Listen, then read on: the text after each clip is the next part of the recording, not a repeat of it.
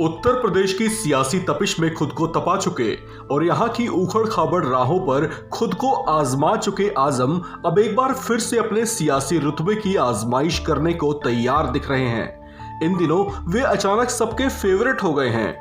उनकी पूछ इस कदर बढ़ चुकी है कि यहाँ एक से एक आले आले नेता उनसे मुलाकातें करने लगे हैं। अचानक उनके परिवार की खैर खबर भी ली जाने लगी है।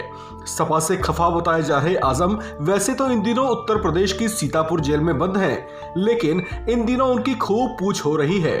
सपा के सियासी सुरमा की बात है ही कुछ ऐसी।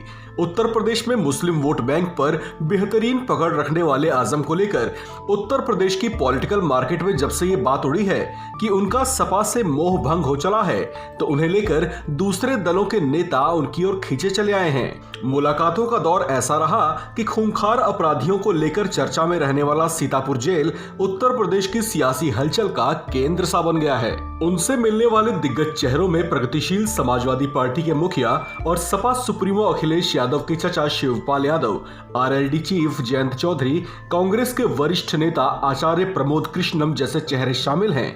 ये मुलाकातें इस वजह से भी खूब चर्चाओं में है क्योंकि सबसे मुलाकातें कर रहे आजम खान ने हाल ही में सपा की ओर से भेजे गए कुछ लोगों से खराब तबीयत की बात कहते हुए मिलने से इनकार कर दिया था।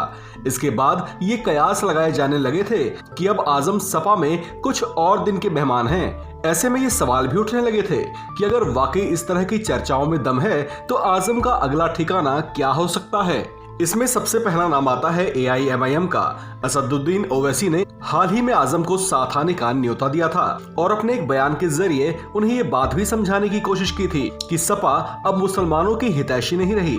उनके विकल्पों में दूसरी पार्टी RLD भी हो सकती है। जयंत इन दिनों उनसे मुलाकात भी कर चुके हैं। RLD का पश्चिमी उत्तर प्रदेश में जाट समाज में जनाधार भी है। अगर आजम साथ आते हैं तो जाट मुस्लिम का ये कॉम्बिनेशन गेम चेंजर साबित हो सकता है।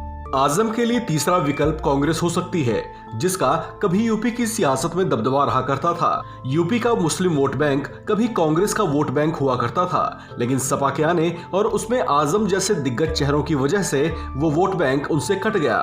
ऐसे में कांग्रेस यूपी में खुद को मजबूत बनाने के लिए आजम को जरूर साथ मिलाना चाहेगी।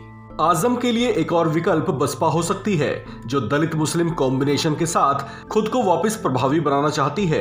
पार्टी से नसीमुद्दीन सिद्दीकी के जाने के बाद उसके पास कोई बड़ा मुस्लिम चेहरा बचा भी नहीं है। इसके अलावा चर्चा इस बात की भी है कि आजम खुद कहीं शामिल होने के बजाय अपनी अलग पार्टी बनाते हुए तीसरे मोर्चे को मजबूती दे सकते हैं, जिसमें OP राजभर, शिवपाल, जयंत, ओवैसी और कांग्रेस मिलकर बीजेपी के लिए चैलेंजर बन सकते हैं। इस खबर में फिलहाल इतना ही। बाकी खबरों के लिए बने रहिए वन इंडिया हिंदी के साथ।